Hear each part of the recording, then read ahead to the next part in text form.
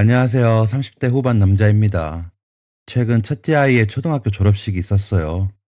의젓하게 6년 동안 다녔던 학교를 나서던 아이의 모습에 괜히 마음이 찡하고 그동안 제가 살아왔던 시간도 생각나더라고요. 제가 딱 첫째 아이의 나이에 부모님을 모두 잃었거든요. 나는 내 아이와 오랫동안 함께 있어주겠다고 마음먹었었는데 그 다짐이 조금은 현실이 된 것 같아 정말 다행스러운 마음이었습니다. 그래서 조금은 무거운 마음으로 제가 그동안 어떤 인생을 살아왔는지 사연으로 남겨보고자 합니다.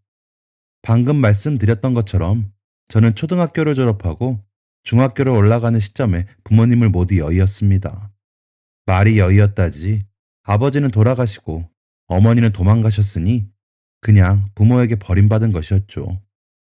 처음에 저는 아버지는 갑작스러운 사고로 돌아가셨고 어머니는 아버지를 잃은 슬픔에 견디지 못하고 떠나신 걸로 알고 있었어요. 하지만 아버지는 어머니의 도박빚을 갚으려고 새벽까지 일을 하시다가 과로로 돌아가신 것이었고 어머니는 스스로 빚을 갚을 여력이 안 되자 잠적해버린 거였죠. 저는 이 사실을 부모님을 잃고 저를 잠시 돌봐주셨던 고모님 댁에서 알게 되었습니다. 그것도 친척 동생의 입을 통해서요. 형네 엄마가 도박 빚져서 그거 갚느라고 삼촌 과로로 죽은 거라며. 그리고 숙모는 빚쟁이들이 쫓아와서 죽을까봐 도망간 거고. 형, 숙모랑 연락해? 라고 말하던 친척 동생의 눈에는 어떠한 악의도 없었습니다. 그때 저는 고모님의 집에서 제가 환영받지 못하는 존재라는 것을 확실히 깨달았습니다. 그 말을 하는 동생을 보고 고모는 제지를 하려고 하셨지만 고모부가 들린 말도 아닌데 뭘 그래? 라고 말씀하시자 저를 외면하셨거든요. 저는 그 길로 뛰쳐나와 무작정 걸었습니다. 이제 중학교 올라가는 애가 가봤자 어딜 갈 수 있었겠어요. 그저 걷고 또 걸을 수밖에 없었죠. 추운 날씨에 제대로 챙겨 입지도 못하고 나왔었기 때문에 손, 발, 입, 귀, 얼굴 전체 그리고 온몸이 순식간에 얼어붙었어요. 처음엔 엉엉 울면서 걸었는데 나중엔 제 눈물이 마르는 것조차 추워서 울지도 못하겠더군요. 어린 나이에 얼어붙는 저의 몸을 느끼며 이렇게 죽는 거구나 라는 생각을 했습니다. 그렇게 인적 드문 곳에서 몸을 웅크린 채 정신을 잃은 저는 경찰서에서 눈을 떴습니다. 따뜻한 모포로 몸을 돌돌 말고 제 다리 사이와 팔 사이에는 따뜻한 물병이 끼워져 있었죠. 분명히 양말도 안 신고 나온 것 같은데 누군가 신겨준 것인지 어른 양말이 제 발에 아슬아슬하게 신겨져 있었습니다. 제 모습을 확인하고 이곳이 경찰서라는 사실을 알자마자 저는 벌떡 일어나 도망가려고 했어요. 저를 환영해주지 않는 고모님의 댁으로 다시는 가고 싶지 않았기 때문입니다. 그리고 그렇게 뛰쳐나왔는데 아무렇지 않게 고모님 댁으로 다시 들어가는 것도 왠지 자존심이 상했죠. 그렇게 어떻게 도망을 갈 수 있을까 작은 머리를 굴리는 도중에 누군가 제 머리를 가볍게 때렸습니다. 얌마, 머리 굴리는 소리 여기까지 들려. 라고 말하면서 말이죠. 저는 토끼눈이 되어 제 머리를 건든 사람이 누군지 봤습니다. 건장한 체격의 한 남자가 저를 보고 서 있더군요. 알려주지 않아도 그 사람이 경찰이라는 것을 알았습니다. 따뜻한 차를 건네며 그 덩치 큰 사람은 나는 나성찬이다. 너는 이름이 뭐냐? 라고 말했습니다. 저는 그렇게 덩치가 큰 사람을 처음 봤기 때문에 주눅이 들어 이준영이요. 라고 말하며 눈을 내리깔았습니다. 너 임마, 그렇게 추운 날씨에 혼자 밖에 쓰러져 있으면 어떡해? 지나가던 사람들이 있었으니 망정이지. 너 죽을 뻔했어. 라고 말하는 나성찬 아저씨의 말투에는 은근한 걱정이 묻어 있었습니다. 감사합니다. 그래, 감사해야지. 너 가기 전에 저기 계신 아저씨들한테 감사합니다 하고 가. 알겠냐? 저는 이 말을 듣고 깜짝 놀라며 되물었습니다. 네? 가다뇨? 어딜 가요? 무슨 질문이야? 당연히 집으로 가는 거지. 아, 저기 오시네.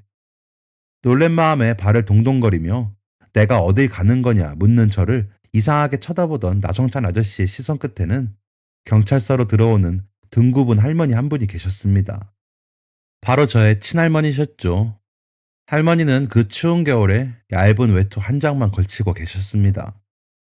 특히나 할머니는 연로하셔서 오랫동안 거동하기도 힘드신 분인데 이 추운 날에 저 때문에 경찰서까지 오시게 됐다는 생각에 죄송한 마음만 가득했죠. 지금이야 그런 상황에 저 때문에 죄송하다라는 말 한마디라도 할 수 있었겠지만 그 당시에는 뭐가 그렇게 부끄럽고 불만이었는지 저를 데리러 오신 할머니에게 왜 오셨어요? 같은 말밖에 할 수 없었죠. 하지만 인자하신 할머니는 고개를 푹 숙이고 왜 오셨느냐 묻는 저의 질문에 빙긋 웃으시며 머리를 쓰다듬어 주실 뿐이었습니다. 나성찬 아저씨와 할머니는 어떤 서류를 작성하고 분주하게 움직이더니 곧장 인사를 나누셨습니다. 나성찬 아저씨는 할머니 뒤를 따라 경찰서 문을 나서는 저에게 할머니 말 잘 듣고 임마. 무슨 일 있으면 아저씨 찾아오고 라는 인사를 해주셨죠. 저는 아저씨의 인사에 저렇게 우락부락한 사람을 어떻게 찾아가? 라는 생각을 했지만 곧장 지워버렸죠. 예리한 눈매의 나성찬 아저씨가 저의 생각을 읽을까 무서웠던 마음이었습니다. 그렇게 할머니와 함께 경찰서를 나선 저는 할머니의 뒤만 졸졸 따라다녔습니다. 앞서 걸어가시던 할머니는 잠시 멈추시더니 뒤를 돌아보며 저를 부르셨죠. 준영아, 이리 와라. 저는 손을 건네며 저를 부르시는 할머니가 퍽 어색했습니다. 그도 그럴 것이 저는 아버지와 어머니가 그렇게 되시기 전까지 할머니를 뵌 적이 몇 번 없었거든요. 아주 어렸을 때는 할머니 가까운 곳에 살아서 할머니가 자주 보살펴 주셨다곤 하지만 부모님이 이사를 가시면서 할머니와 먼 곳에서 살았기 때문입니다. 명절에도 아버지의 일 때문에 할머니 댁에 찾아뵙지 못하는 경우가 다반사였습니다. 그래서 저는 할머니의 존재도 어색해했고 할머니와 함께 있는 시간은 더욱 어색했어요. 할머니도 그 사실을 모르진 않으셨을 겁니다. 이제 갓 중학교 올라가는 남자아이가 자기 생각을 감출 수 있었을 리가 없으니까요. 그래서였을까요? 할머니는 할머니의 손을 마주 잡은 저의 손을 힘껏 잡으시고 절 데려가셨습니다. 할머니의 손끝에서는 내가 너의 할머니고 너는 내 손주다 라는 것을 확실히 알려주고자 하는 의지 같은 것이 느껴졌어요. 할머니가 사시는 곳은 경찰서가 있는 시내 중심과 좀 멀리 떨어져 있는 곳이었어요. 이렇게 먼 곳까지 어떻게 혼자 걸어오셨는지 궁금할 정도였죠. 할머니는 힘들지도 않으신지 높은 언덕을 올라가셨습니다. 그리고 미로 같은 길들을 계속 지나자 할머니의 집이 나왔습니다. 그렇게 할머니의 집을 문 연 저는 조금 많이 놀랐습니다. 할머니의 집이 생각보다 많이 허름했기 때문이죠. 아버지가 돌아가시고 어머니가 사라지셨을 당시에 할머니 댁에 며칠 정도 있었던 적이 있는데 그때는 경황이 없어서 제대로 보지 못했던 것 같습니다. 고모네 집은 분명히 주차장도 딸린 좋아 보이는 아파트였고 고모부의 차도 썩 좋아 보였기 때문에 저도 당연히 할머니의 사정이 어느 정도 괜찮을 거라고 생각했어요. 지금 생각해보면 말도 안 되는 생각이죠. 아버지가 돈 때문에 과로로 돌아가시기 전까지 가족들에게 손도 못 벌릴 정도였다면 친가의 경제적 사정도 좋지 않았던 게 뻔하니까요. 할머니의 집은 판자를 기어 만든 모양이었어요. 그때는 판자라는 단어도 몰랐기 때문에 지붕이 알록달록하고 녹이 쓸었다 정도밖에 생각을 못했습니다. 그리고 물이 새는지 천장 밑에는 양동이가 놓여 있었고 창문 틈 사이는 조금씩 틀어져 있었죠. 차마 보수를 하지 못한 부분은 테이프 같은 것으로 겨우 붙여놓은 듯 하기도 했습니다. 저는 직감적으로 제가 이제부터 이곳에서 살아야 한다는 것을 느꼈어요. 아마도 표정이 영 좋진 않았을 겁니다. 아마 화가 난 듯한 모습이었겠죠. 아버지가 갑자기 돌아가신 것도 고모 집에서 그런 이야기를 듣고 천덕꾸러기 취급을 받은 것도 서러운데 이제부터 이런 집에 살아야 한다니 괜히 억울했기 때문입니다. 저는 아버지가 돈 때문에 힘들어 하셨어도 이 정도의 집에서 살진 않았었는데 라는 생각을 하며 괜히 그 원망을 할머니에게 표현했습니다. 할머니에게 화를 낸 것이었어요. 할머니는 저의 이런 마음을 아시는지 모르시는지 방은 따로 없고 이 방에서 나랑 같이 지내면 된다 라고 이야기하시곤 부엌으로 들어가셨습니다. 저는 내 나이가 몇 살인데 할머니랑 같은 방을 쓰라는 거야 라는 생각을 했죠. 그러곤 밥은 먹었냐는 할머니에게 이렇게 말했습니다. 이런 집에 쌀은 있어요. 라고요. 이렇게 제 손으로 사연을 적고 있는 지금도 부끄럽네요. 저는 저 말을 입에 내뱉자마자 후회했습니다. 하지만 물은 이미 엎질러졌고 그 말을 할머니가 못 들으셨을 리가 없죠. 말일 뿐이라고 변명하기도 부끄러운 저의 이 행동은 제가 지금까지 인생을 살면서 가장 후회하는 일 중에 하나입니다. 하지만 할머니는 제가 이런 나쁜 행동을 했음에도 불구하고 화 한 번 내지 않으셨어요. 할머니는 되려 저에게 그래, 다 큰애가 할머니랑 한방 쓰려니 너도 힘들 거 안다. 그런데 어쩌겠냐. 이젠 내가 너 엄마고 너 아빠다.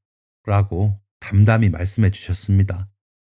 한순간에 아버지를 잃고 어머니에게 버림받은 어린아이에게 할머니의 말씀이 조금 잔인하게 들릴 수도 있었겠지만 저는 할머니의 그 말에 현실을 직시할 수 있었습니다. 어쩌면 지금까지 실감하지 못했던 아버지의 죽음과 어머니의 도망을 피부로 느끼고 이제부터는 저와 할머니만이 가족이라는 사실을 알게 되었던 것이죠. 할머니는 눈물을 뚝뚝 흘리는 저에게 다시 한번 그래서 밥은? 이라고 물으셨습니다. 저는 꺽꺽거리며 안 먹었어요. 라고 대답했습니다. 그날 할머니가 차려주신 따뜻한 밥 한 공기는 그 어떤 음식보다 맛있었습니다. 그렇게 저는 할머니와 가족이 되어갔습니다.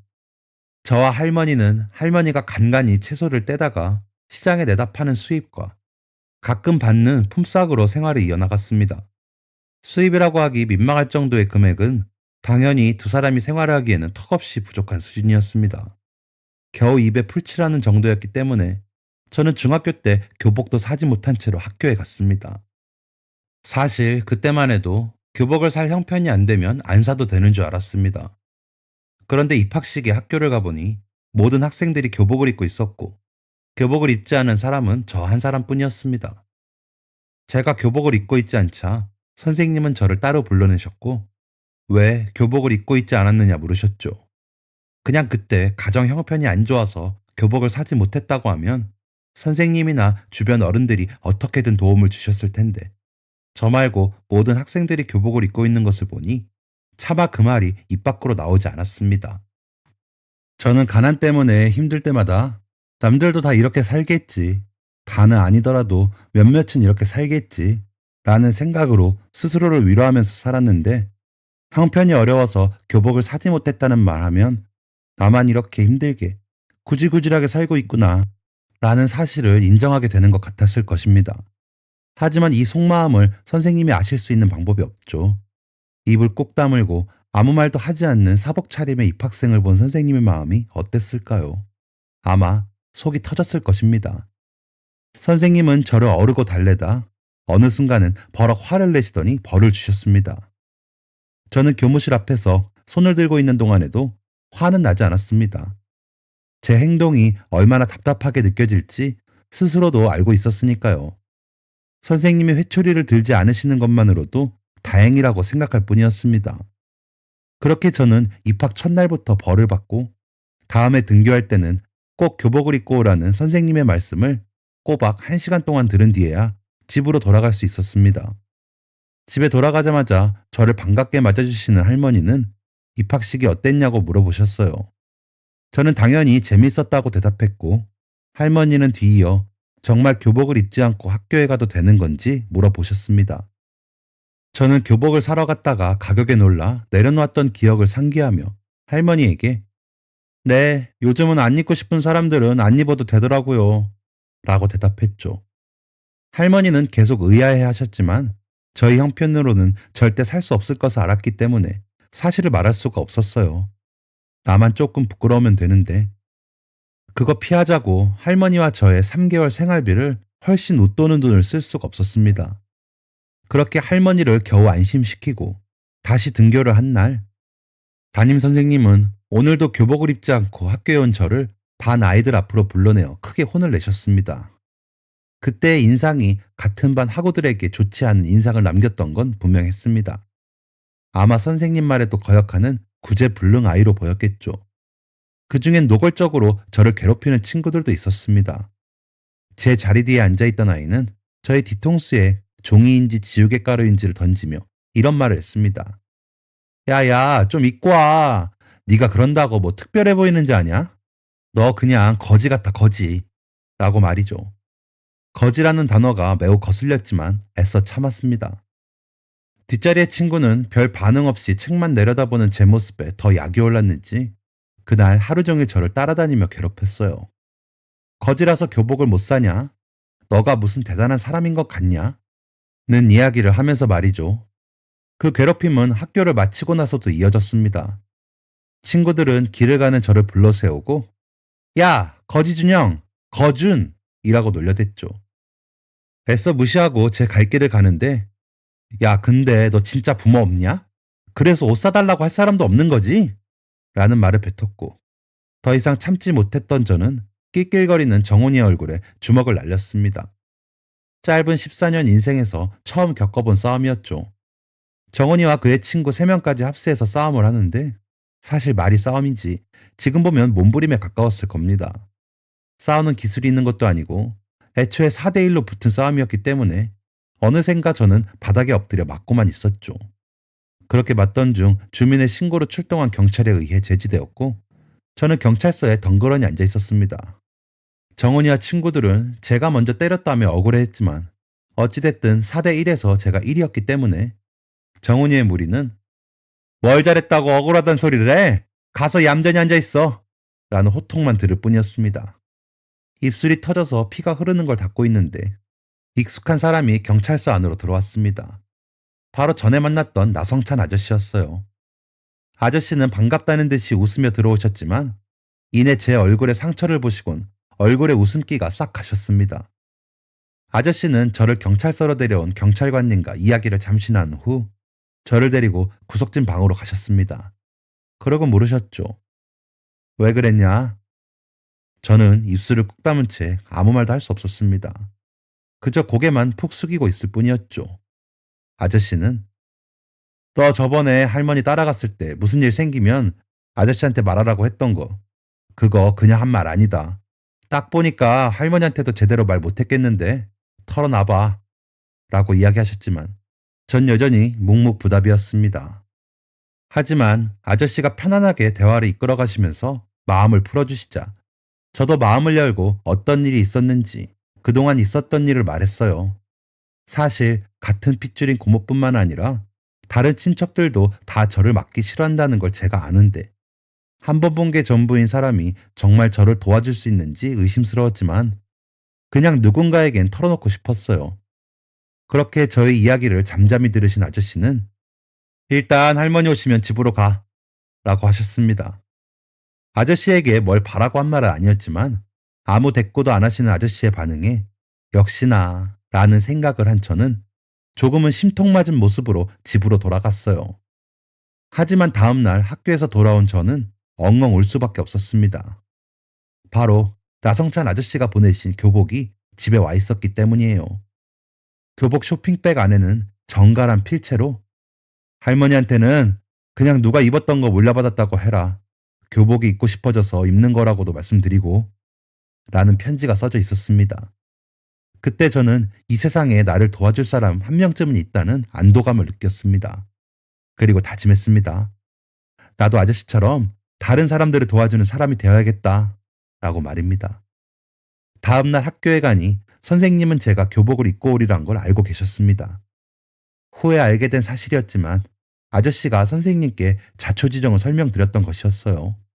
선생님은 저에게 굉장히 미안해 하시면서 그런 줄도 모르고 선생님이 미안했다. 앞으로는 선생님이 도울 게 있으면 꼭 얘기하고 라고 말씀하셨습니다. 선생님께는 원망의 마음이 없었습니다. 말을 안 한 건 저였으니까요. 또 아직 어머니가 살아계신 것으로 처리되어 있어서 제 가정 형편이 어느 정도로 안 좋은지 파악하기도 어려우셨을 것이고 말이죠. 그렇게 저는 나성찬 아저씨의 도움으로 교복을 마련할 수 있었지만 여전히 친구들 사이에선 겉도는 존재였습니다. 저를 보면 어떤 친구들은 어차피 입을 거면서 괜히 허세 부렸다가 꼴 좋다 라고 생각하는가 하면 어떤 친구들은 저를 별 이상한 애로 생각했어요.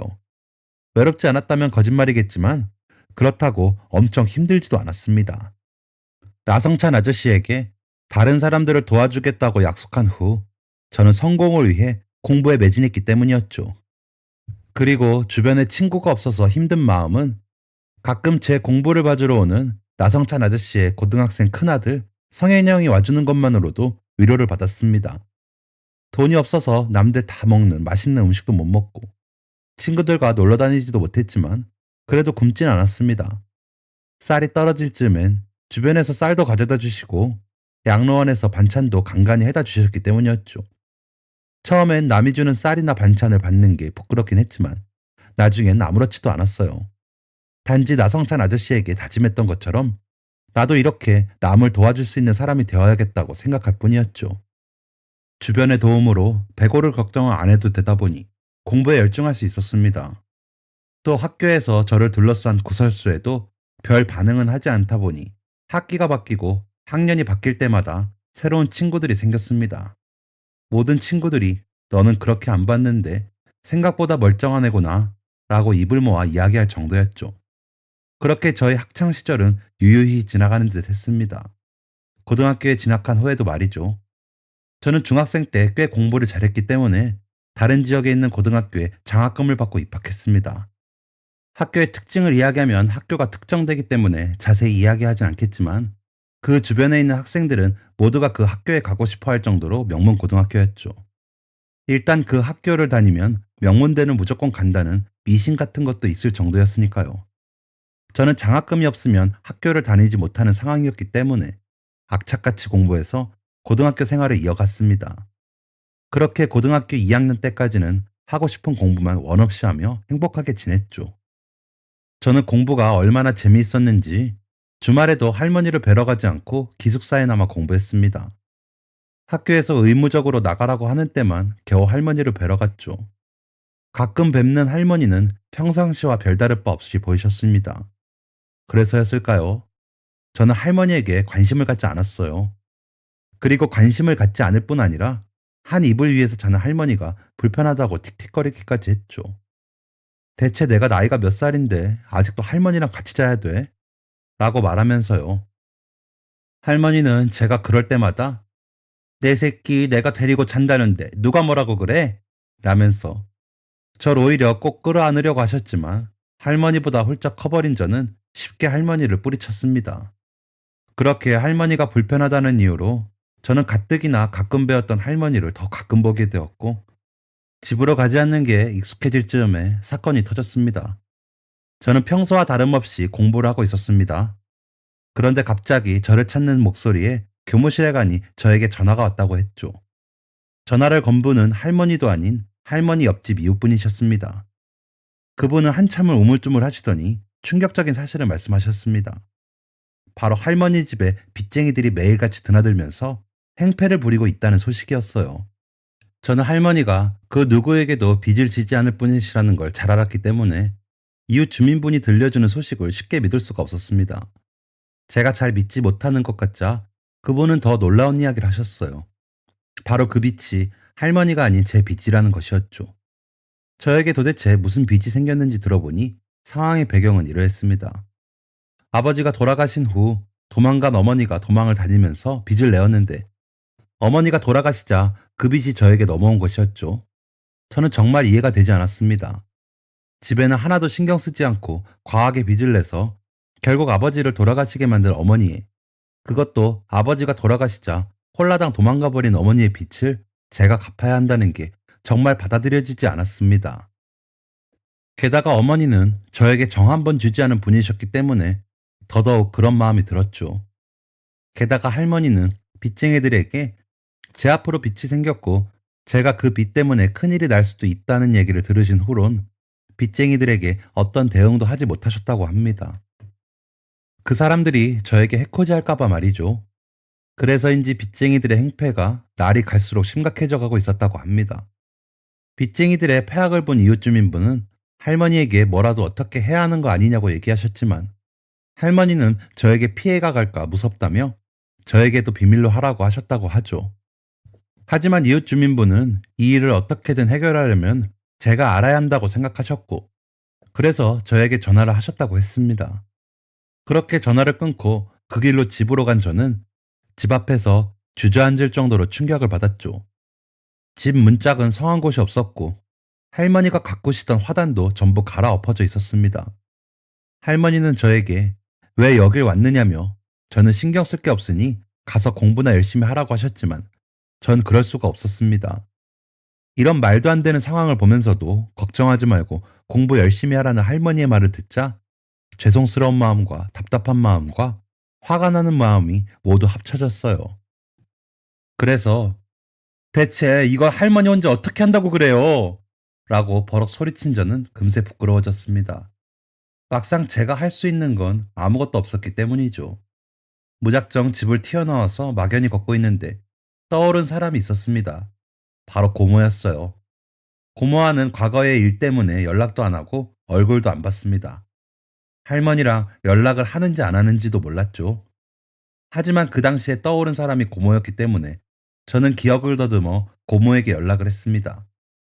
고모는 제가 갑작스럽게 전화한 사실을 굉장히 당황스럽게 여기셨어요. 그리고 제가 빚더미에 앉았다는 사실은 더 난감해하셨죠. 모든 자초지종을 설명들은 고모의 대답은 나는 어떻게 해줄 수 있는 게 없다. 난 시집 오면서 할머니랑도 내외한 지 오래야. 였죠. 저는 고모의 이 대답을 듣고 하늘이 노래진다라는 뜻이 무엇인지 그때 처음 알았습니다. 한참을 멍 때리다가 기억난 사람은 바로 나성찬 아저씨였습니다. 아저씨가 다른 지역으로 발령받으신 후에는 예전처럼 가깝게 연락하고 지내지 못했기 때문에 저는 한참을 전화해도 되나? 라는 생각으로 머뭇거렸습니다. 하지만 당시에 저는 기댈 곳이 아무것도 없었기 때문에 결국 아저씨에게 전화를 걸었죠. 잠시 신호가 연결된 후 아저씨가 전화를 받으셨습니다. 여보세요? 아, 아저씨, 저예요, 준영이. 아저씨는 반갑게 전화를 받아주셨지만 가라앉아 있는 저의 목소리에 의아해 하시며 무슨 일이 있는지 물으셨습니다. 저는 아저씨에게 조심스럽게 자초지종을 털어놓았죠. 제 이야기를 들은 아저씨는 아, 그거 참 복잡하게 됐구나 라고 한탄을 하시며 이내 아무래도 나도 자세히 모르는 부분이라 정확한 도움을 주기는 힘들 것 같은데 라고 이야기하셨죠. 아저씨의 이 말을 듣고 나니 정말 나를 도와줄 사람은 이제 없다는 사실이 느껴지면서 다리에 힘이 풀릴 것 같았어요. 하지만 뒤이어 아저씨가 해주신 말씀은 마치 한 줄기 빛과 같았습니다. 그런데 아저씨가 잘 아는 변호사 양반이 있거든. 내가 연락을 한번 해보마. 라고 하신 거였어요. 저는 펄쩍 뛰며 정말요? 그분이라면 저를 도와주실 수 있는 건가요? 라고 기뻐했죠. 아저씨와 전화를 끝낸 후 저는 다시 학교로 돌아갔습니다. 불행 중 다행이게도 마침 곧 방학이었죠. 방학 전에는 자습 위주로 학습을 하기 때문에 제 사정을 아시는 선생님의 배려로 방학 일주일 전에 집으로 돌아올 수 있었습니다. 그렇게 집으로 돌아와서 제가 직접 겪은 빚쟁이들의 행패는 말도 못할 정도였어요. 할머니가 왜 이렇게 다시 학교로 돌아가라고 하셨는지 바로 알 수 있을 정도였죠. 빚쟁이들은 이미 할머니의 쌈짓돈과 돈 될 만한 것을 다 가져간 상태면서 주기적으로 쳐들어와 온 집안을 부수고 패악을 부렸습니다. 저와 할머니가 제발 그만하라고 말려도 꿈쩍 않는 사람들을 보며 이 사람들을 보지 않으려면 정말 빚을 다 갚아야겠구나 라는 생각을 하게 되었습니다. 하지만 그 사람들은 생각보다 너무 쉽게 물러났어요.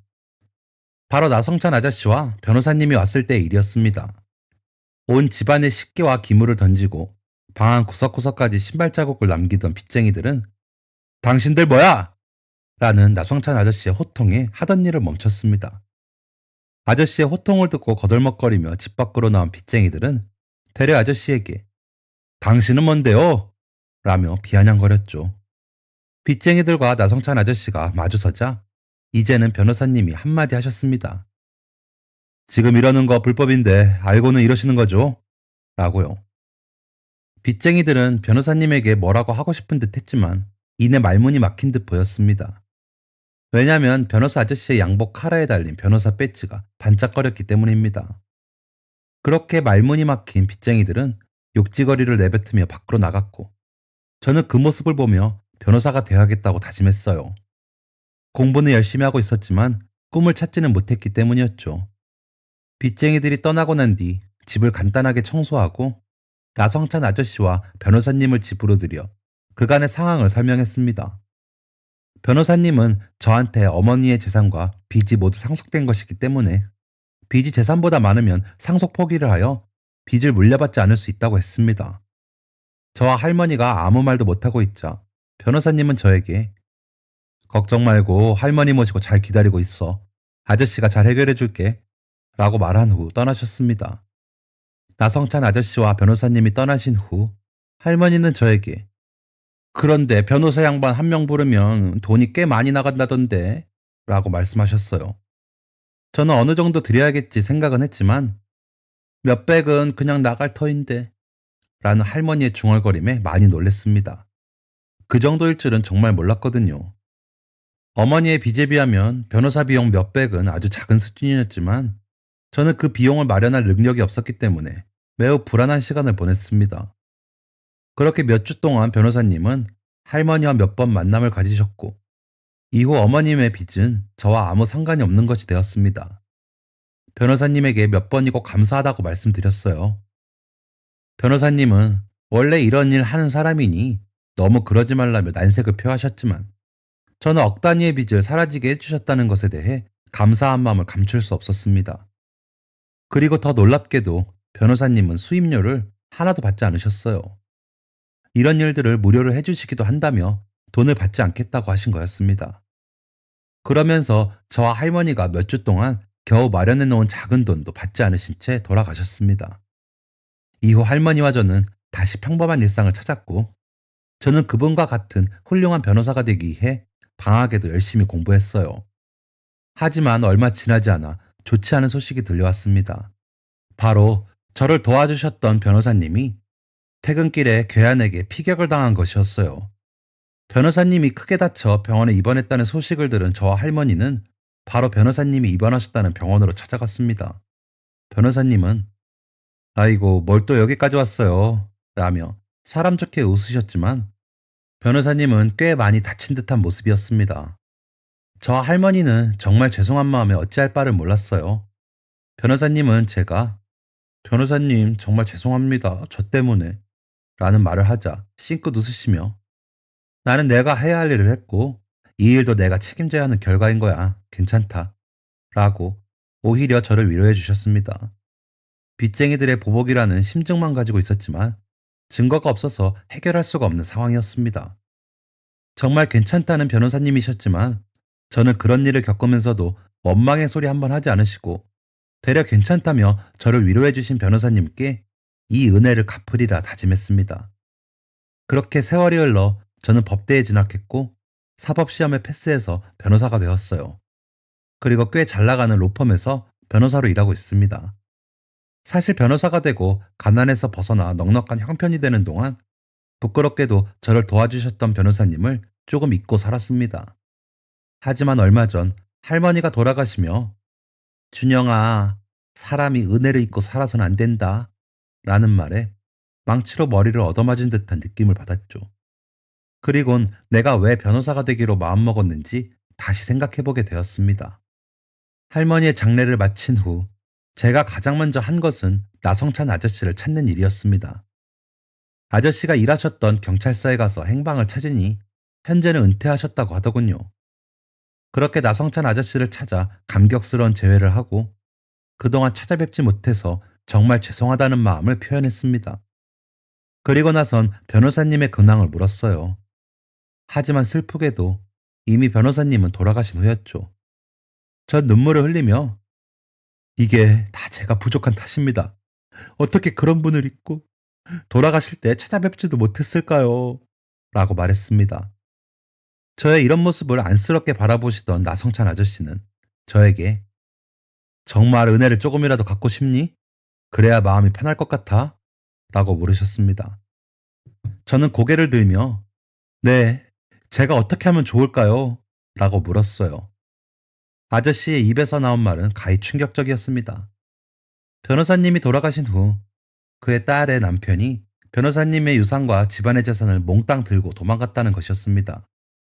그것도 제가 나성찬 아저씨를 찾아오기 이틀 전에요. 따님은 워낙 몸이 약하고 심약한 분이셔서 이 상황을 어떻게 해결해야 할지도 몰라 하고 있고 집안에 틀어박혀 나오지도 않고 있다고 했습니다. 저는 이거야말로 제가 은혜를 갚을 수 있는 일이라고 생각했어요. 대학 로펌에서 일하며 얻은 인맥과 변호사로서의 노하우를 모두 발휘해서 따님을 돕겠다고 마음먹었죠. 쉬운 싸움은 아니었습니다. 전 모든 걸 동원하고서도 부족해 주변 동기들의 도움도 매우 많이 받을 정도였거든요. 자세한 상황을 모두 설명드릴 수 없어 아쉬울 정도로 드라마틱한 일들이 벌어졌고 그 과정에서 도망간 남편을 잡아다 유산을 회수할 수 있었습니다. 이미 사용한 유산과 재산이 있어 모든 것을 제자리로 돌렸다고는 볼 수 없지만 그래도 아버지가 평생 일궈놓은 유산과 집안의 재산을 지켜드릴 수 있어 너무나 다행이었습니다. 비록 변호사님이 살아계실 때 찾아뵈었던 것은 아니지만 이런 식으로라도 은혜를 갚을 수 있게 되어 얼마나 마음이 기뻤는지 모릅니다. 방 밖으로 나오신 변호사님의 따님은 아버지는 평생 남들을 위해 수고하고 노력하신 분이었어요. 라고 하셨습니다.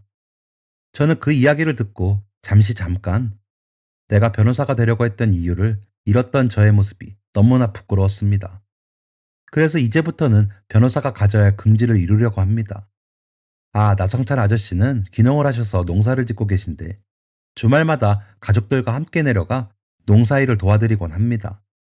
할머니도 돌아가시며 적적한 마음이 들었는데 새로운 가족이 생겨 마음 또한 풍요롭네요. 아이들도 갑자기 생긴 할아버지를 어색해하긴 했지만 이젠 할아버지 하며 잘 따릅니다. 여러분, 고생 끝에 낙이 온다는 말은 사실인 것 같습니다. 또 사람의 도움 없이는 그 누구도 살 수 없다는 말도 사실인 것 같네요. 제가 이렇게 성장할 수 있기까지 절 길러주신 할머니와 어려움을 이겨낼 수 있도록 도움의 손길을 주신 나성찬 아저씨, 변호사님, 그리고 다른 모든 분들께 감사의 말씀을 드리고 싶습니다. 저의 사연은 여기까지입니다.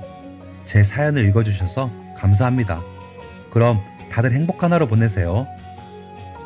지금까지 사연 들어주셔서 감사합니다. 사연이 재밌으셨다면 구독과 좋아요를 눌러주세요. 감사합니다. 안녕히 계세요.